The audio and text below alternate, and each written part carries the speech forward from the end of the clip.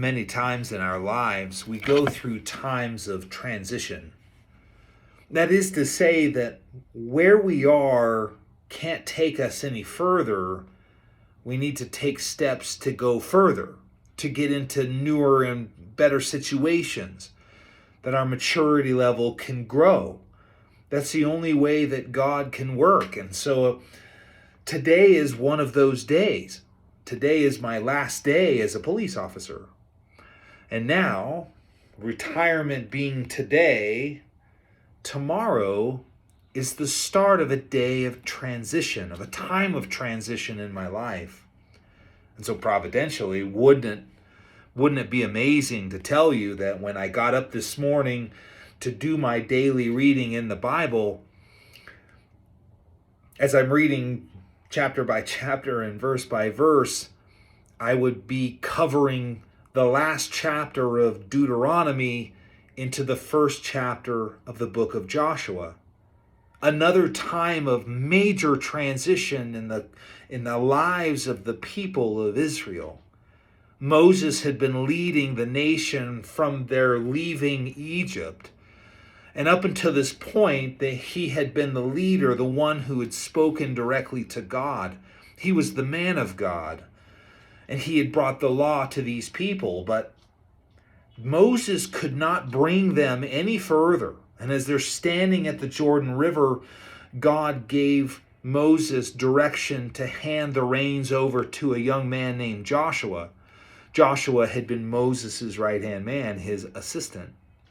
At this point, Moses, taking or depicting the picture of the law, could not take Israel into the promised land. They needed a new person. They needed a new situation. They needed salvation. And salvation, the word in the Hebrew is Yeshua, where we get the word Jesus or the name Joshua. Both are synonymous as we see this picture of the law only taking you so far and then a person taking you all the way, the rest of the way. So here I am standing in a place where I don't know what to go next. 18 years of knowing what to wear, knowing where to go, knowing what to do. But that God is saying to me that I cannot take you any further in my plans for you in this place. And so he providentially worked it out so that at this point in time in my life, well, I got to do something else. I've got to stand across, I've got to go across that Jordan River. And so Deuteronomy chapter 34 is the final chapter, moving into Joshua, and as a delineation here, or a time of transition. Verse 5 says, "So Moses, the servant of the Lord, died there in the land of Moab, according to the word of the Lord.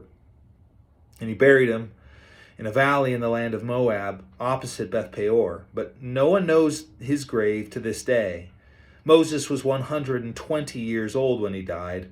His eyes were not dim, nor his natural vigor diminished. And the children of Israel wept for Moses in the plains of Moab 30 days. And so the days of weeping and mourning for Moses ended.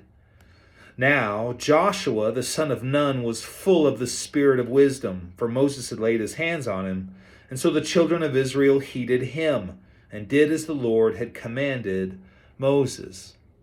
Now, if you remember, Joshua and Caleb were the two spies in the book of Numbers that returned with a faithful and good report, saying this is good land, that let's just go take it. God has promised it to us. They believed in God's promises. But those two out of the 12 spies that were sent, well, the other 10 were afraid and fearful. They didn't believe in God's promises, and they brought a bad report, which knocked down the feelings, that knocked down the emotions. It created great turmoil, discouragement, and complaining amongst the kids of Israel. And that's why God had delivered them up to the 40 years in the wilderness. But at this point, everybody has fallen into the wilderness. Those who are 20 years or older, they all have passed away. Joshua is now standing alongside Moses, who's 120 years old.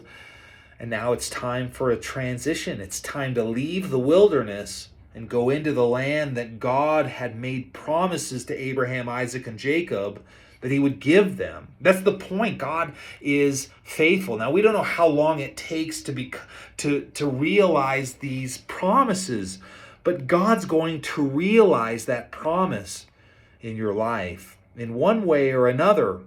And I believe totally and completely that God has something else for me to do, but the police job that I was doing could take me no further in my deliverance, in my development, in my maturity of my walk of faith. And so at this point, he touched my body and he didn't heal me, so that these lines of occurrences would continue. So Moses is dead. Joshua has been given the Spirit of God has been given to him. He's been given the spirit of wisdom. And so we move into Joshua chapter 1, verse 1. At this point, Josephus, an Israelite historian, believes Joshua is now 85 years old. After the death of Moses, the servant of the Lord, it came to pass that the Lord spoke to Joshua, the son of Nun, Moses' assistant, saying, Moses, my servant, is dead. Now, therefore, arise and go over this Jordan, you and all this people, to the land which I'm going to give you, the children of Israel. Every place that the sole of your foot will tread upon, I have given you, as I said to Moses. From the wilderness and as Lebanon, as far as the great river, the river Euphrates, all the land of the Hittites, and to the great sea toward the going down of the sun, shall be your territory. Interestingly enough, God makes the promise again to Joshua. He promised Abraham, he promised Isaac, he promised Jacob, and he told Moses that as well, although Moses failed to enter in. So by this point in time, Joshua has been given the promise as well. God said, look, Moses is dead. I am leaning on you. You are my servant now. And he uses the word arise. Therefore, arise and go over the Jordan. This is a violent, demanding order for him. Get up and go. This isn't a whenever you're ready. This is an order from God. Get up. You've been waiting long enough. You've been dealing with this long enough. And now it's time to realize this transition that I've been waiting for you to make. And so he tells Joshua, everywhere you step on the other side of the Jordan, I'm going to give to you. I promised this to your past people, to your ancestors. And this is really important because God has yet reiterated again to Joshua himself. If there was any question that maybe this promise doesn't apply to me, maybe because Moses didn't make it, maybe it's not my promise, maybe God changed his mind. No, he didn't, because God doesn't change your mind. He doesn't change his mind. And he says, no man will be able to stand against you all the days of your life. As I was with Moses, so I will be with you. I will not leave you nor forsake you. Be strong and of good courage. For to this people you shall divide an inheritance, the land which I swore to their fathers to give them. He reiterates this promise, and he says, look, if you have any doubts, don't worry. Be strong and be of good courage and go and take this, because no one can stand against you. You stand and I stand with you, just like I did with Moses, and you saw that Moses never got beat. You won't get beat either. Verse 7, only be strong and very courageous, that you may observe to do according to all the law which Moses my servant commanded you. Do not turn from it to the right hand or to the left, that you may prosper wherever you go. This book of the law shall not depart from your mouth, but you shall meditate in it day and night, that you may observe to do according to all that is written in it. For then you will make your way prosperous, and then you will have good success. Have I not commanded you? Be strong and of good courage. Do not be afraid nor be dismayed, for the Lord your God is with you wherever you go. God is so He knows us so well. He knows our frame. He knows our heart. He knows how we feel. He knows what we're thinking before we think it. He knows how this is going. This is important. In this command to Joshua, he tells Joshua 3 times to be strong and be very courageous. Now, the only reason why I believe this is true is because Joshua was not courageous, that Joshua had his doubts and his worries. I can imagine that. Hey, go in there and take out. Remember, these people in the land haven't changed. They're the same people that brought back the fear that turned into the 40 years of wilderness. They still have giants, and they still have massive walls and fortified cities and big armies. They still have that. Now, the Israelites are about 4 million people, but that doesn't mean that they're not a powerful army. And so God took the time to tell Joshua 3 times to be courageous and don't be dismayed, for I am with you and I will take care of you and I won't leave you. It's encouraging to know, because God doesn't change, but he knows that our heart sometimes is fearful, and he will continue to reiterate these promises the way we need them. I need that promise now, because for the first time in a very long time, I don't know what way to go. I was thinking about it today, and as a road map, all the roads go somewhere, and a lot of times roads come up to T intersections. You can't stay on that road. That road can take you no further. And your next decision is, do I turn the wheel left or turn the wheel right and push on the gas? Any road that comes to a dead end and goes nowhere just ends in either death, or maybe it's a runway where you go from being on land to being in the air, a complete change, even of altitude. But that's where I stand now, as I have come through this wilderness, living this life, being taught the way I've been taught, learning all the things he wanted me to learn, and it has been a tremendous, tremendous time doing that work. But my heart isn't to continue where I want to go. I want to go where God wants me to go. I want God to come to me and say, Matt, arise and go over this Jordan. I've got something new for you. And that's where I stand. I stand here awaiting the orders of God. Now, realize here that in this order, verse 7 says, be strong and very courageous, that you may observe to do according to all the law which Moses my servant commanded you. Do not turn from it to the right hand or to the left, that you may prosper wherever you go. This book of the law shall not depart from your mouth, but you shall meditate in it day and night, that you may observe to do according to all that is written in it. For then you will make your way prosperous, and then you will have good success. God tells him, stay in the word of God. Stay in the rules and the laws of God. Meditate on it day and night. Talk about it. Think about it. Pray about it. Be in the midst of it. Because in the midst of what you're going into, you're going to need my promises to keep from being discouraged and to keep your strength up.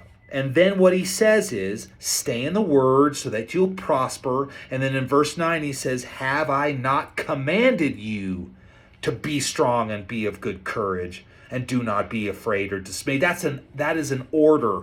He is ordering or commanding us not to be afraid of what it is that's going on in the midst of our life. So this brings me to this place that I'm sitting in. What do I do now that everything has changed? What do I do now? Well, I've been reading in this book called Suffering is Never Enough by Elizabeth Elliot. And in the midst of talking about her suffering, she's in this chapter where she's talking about having to accept the fact that suffering occurs, and that suffering has very, very important parts to why we are who we are and what we have to deal with. She says the following: this brings about a very simple analogy. God is saying, trust me, accept it now, see later. How many choices have you got to go back to those alternatives? You either believe God knows what he's doing or you believe he doesn't. You either believe he's worth trusting or you say he's not. And then, where are you? You're at the mercy of chaos, not cosmos. Chaos is the Greek word for disorder. Cosmos is the word for order. We either live in an ordered universe or we're trying to create our own reality. And that's the very specific direction that God is taking me to go. As I stand at the base of this river and I need to cross the Jordan into something completely different than where I have been before, I have to remember, 1, to stay in the Word of God, and 2, to remember that God is in control. That I have accepted the suffering I've had so far. I've accepted that I'm leaving the job that I love. I've accepted the difficulties that it brings with it. But with it becomes an excitement because God is in control. I don't want to live in chaos. I want to live in cosmos, in order.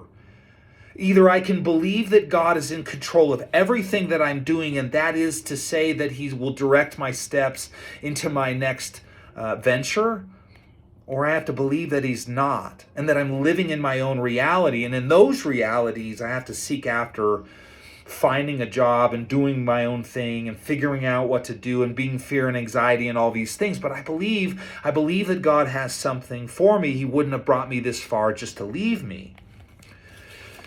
And so in verse 10 it says, Then Joshua commanded the officers of the people, saying, Pass through the camp and command the people, saying, Prepare provisions for yourselves.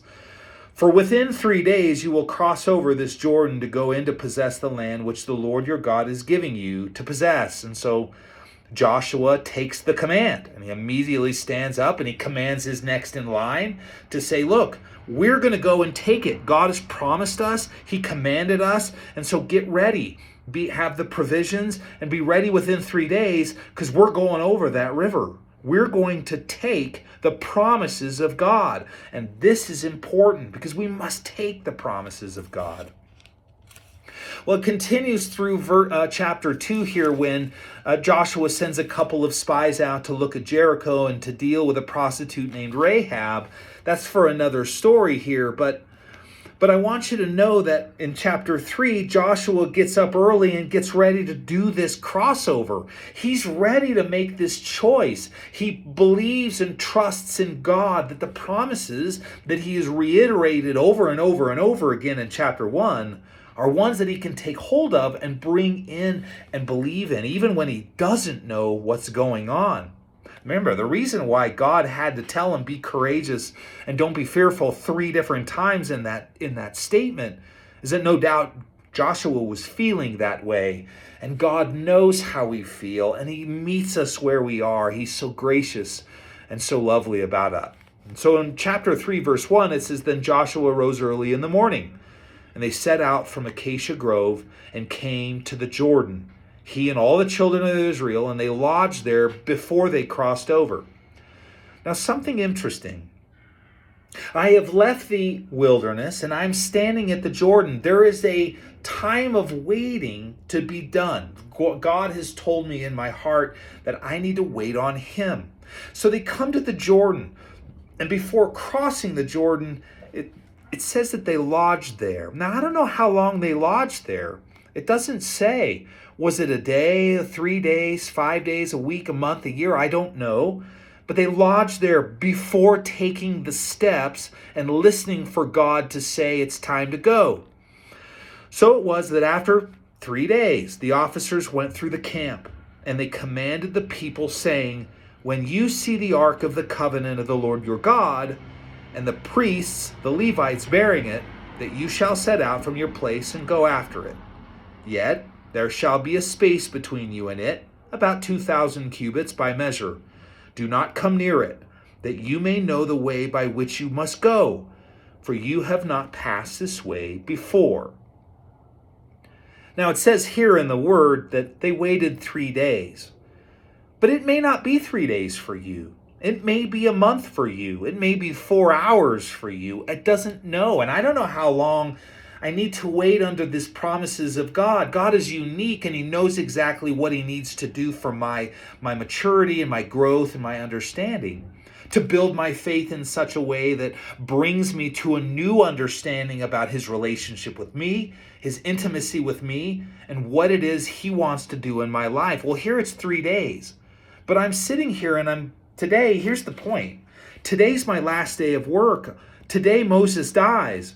Tomorrow Joshua takes control. And what do I do from there as I stand at the base of the Jordan River? And so he says, look, you need to get up in 3 days. When you see the ark of God leave, that is, the priests pick it up on the poles that go across their shoulders and start walking, you follow it. But it says here, keep at a distance. And a cubit is about the distance from your pinky finger to your elbow. It's about 16, 18 inches. So when you're talking about 2,000 cubits, it's about 3,000 feet. Keep it 3,000 feet behind it. There's a reason for this.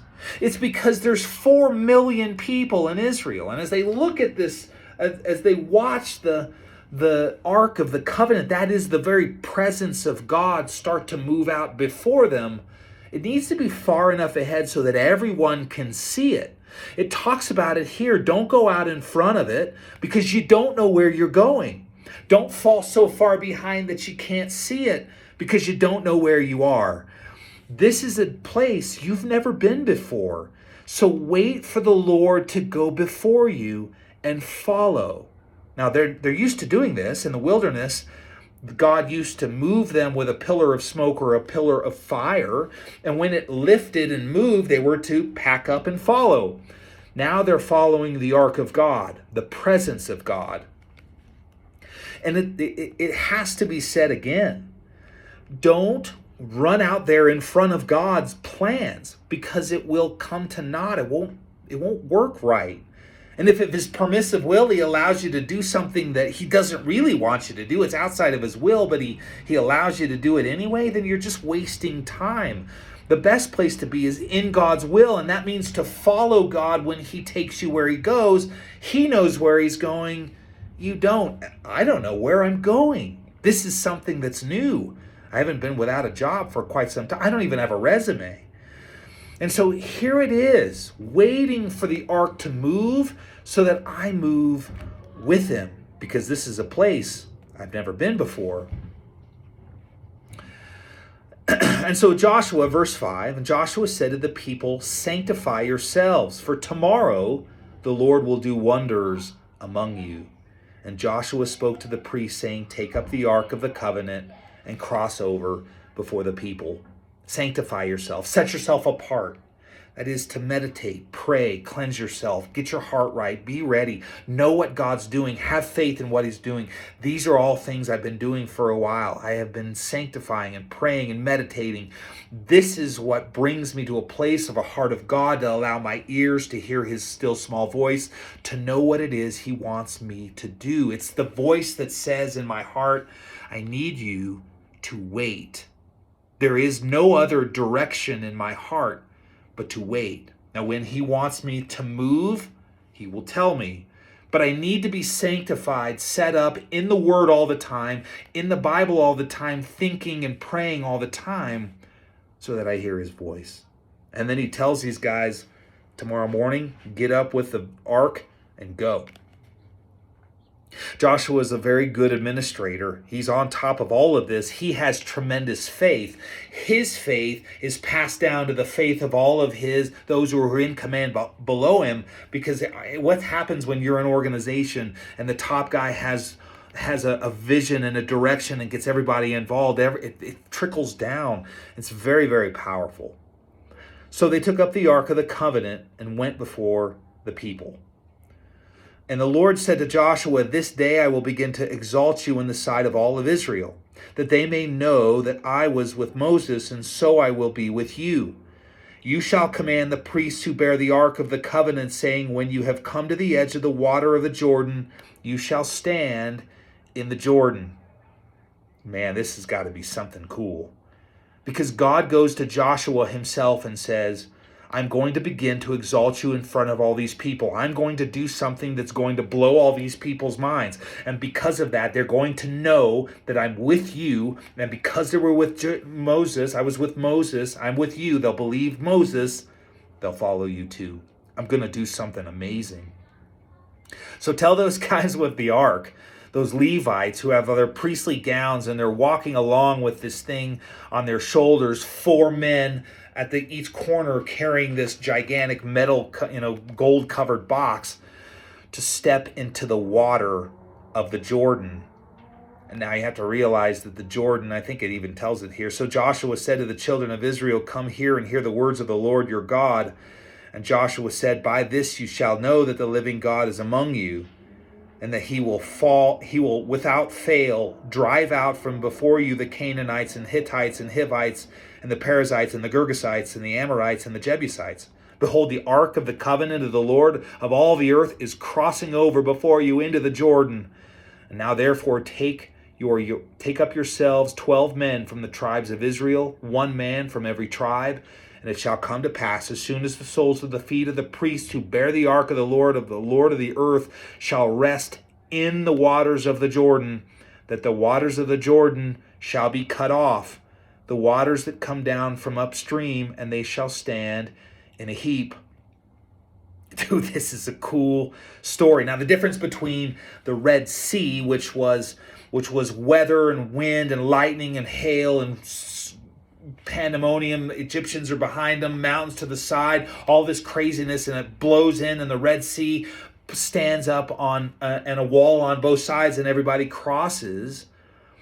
This one, instead of all of the pandemonium and violence and chaos that creates the way for them to pass, this one will very quietly, by faith, stand up upstream, and the water will stop flowing the Jordan. Now, at this point, we're talking about the time of harvest where the great rainy season is happening, and it's quite possible that this Jordan could be as far as a mile wide. And you're talking about 4 million people with children and elderly and animals and all this stuff. You just can't go walking across this river that's running at a fairly decent pace. And so stopping the river so all these people can walk on dry land would be a tremendous miracle. And God told Joshua this is what he was going to do. And so then Joshua went to his bosses and his leaders and said, here's the promise. We're going to chase all these people away, and he's going to prove it by stopping the river so we can walk across it. A miracle in the midst. Verse 13, it shall come to pass as soon as the soles of the feet of the priests who bear the ark of the Lord of all the earth, shall rest in the waters of the Jordan, that the waters of the Jordan shall be cut off. The waters that shall come down from upstream, they shall stand up in a heap. And so it was when the people set out from their camp to cross over the Jordan, with the priests bearing the ark of the covenant before the people.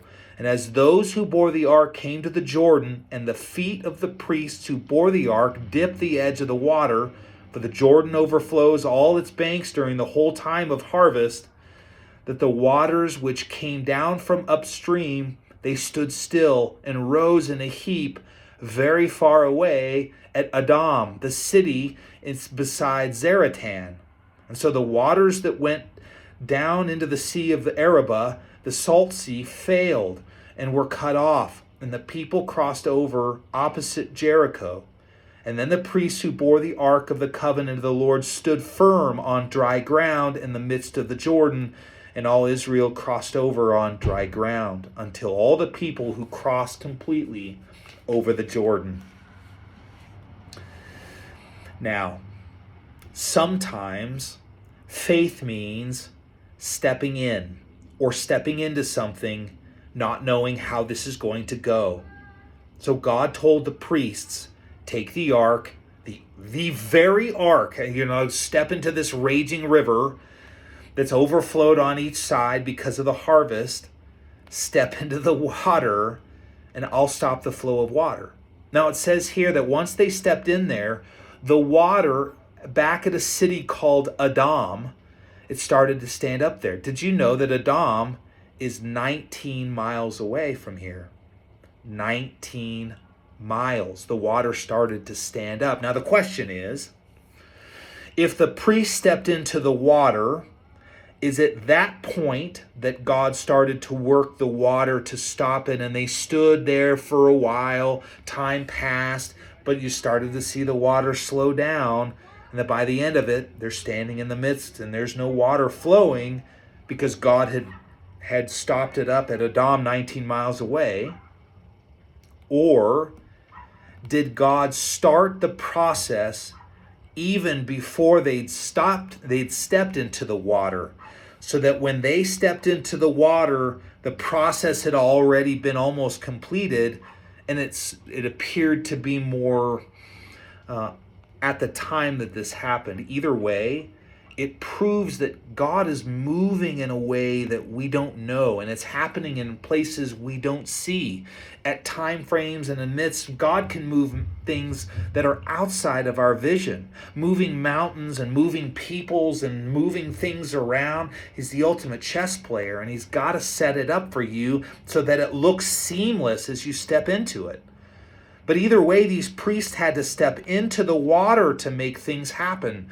God was working on their behalf, and this takes faith. They didn't know. They were told this is how it's supposed to be. But do you have faith to do what it's supposed to do? And that's the same with me. If I know that God's promises are true, and I know that God will provide the things he needs to provide. And if he's told me to wait, then he'll provide and give me what I need to do the waiting, because he cares about me and my family. The question is do I believe? Do I believe that there is a God, and that God is in control of everything, and therefore I live in cosmos?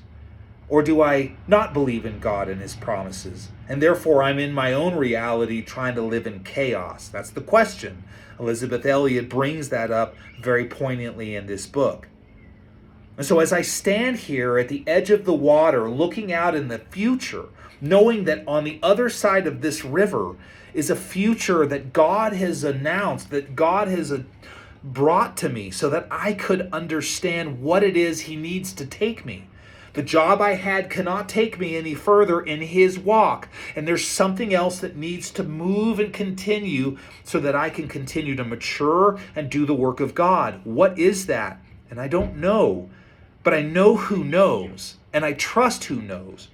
And when I step into the river, or I step out of the boat as Peter does, to take a step out, to walk to Jesus on the water, I know that the one who's got my hand is the one who's going to control all things. And then I have a great sense of faith to walk in his ways. And they walked across on dry ground. Now, chapter 4 memorializes the situation, because we need to remember about God's faithfulness.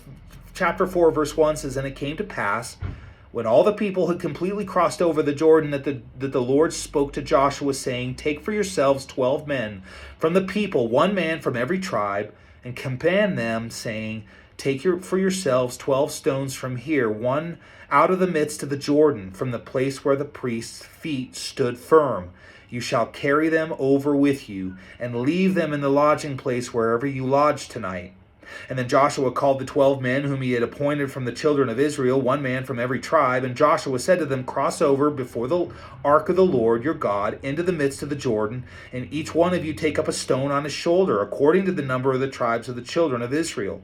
That this may be a sign among you when your children ask in times to come, saying, What do these stones mean to you? When you shall answer them, that the waters of the Jordan were cut off before the ark of the covenant of the Lord, and when it crossed over the Jordan, the waters of the Jordan were cut off. And these stones shall be for a memorial to the children of Israel forever." These are called Ebeneezer Stones in another place. It's the stones that remind us about God's faithfulness. That when you see those stones, you think back of the stories of the God's faithfulness. You share it with your children. I have a plaque in my office now that has my badge on it, in it. And I look upon it as an Ebeneezer stone. God's grace has led me through 18 years of a dangerous job, leaving me in places where I did not see what the horrible things I could have seen. And he was gracious enough to allow me to get away with not doing the unforsakable things that could have happened in my life and in my career. I walked out of there unscathed mentally. Now I have injuries, and those injuries play a part in my suffering, and my suffering plays a part in getting me to the Jordan River. But the humility is worth the pain and sacrifice that I've got to deal with, because whatever he has across the river is far better than anything I have on this side of the river.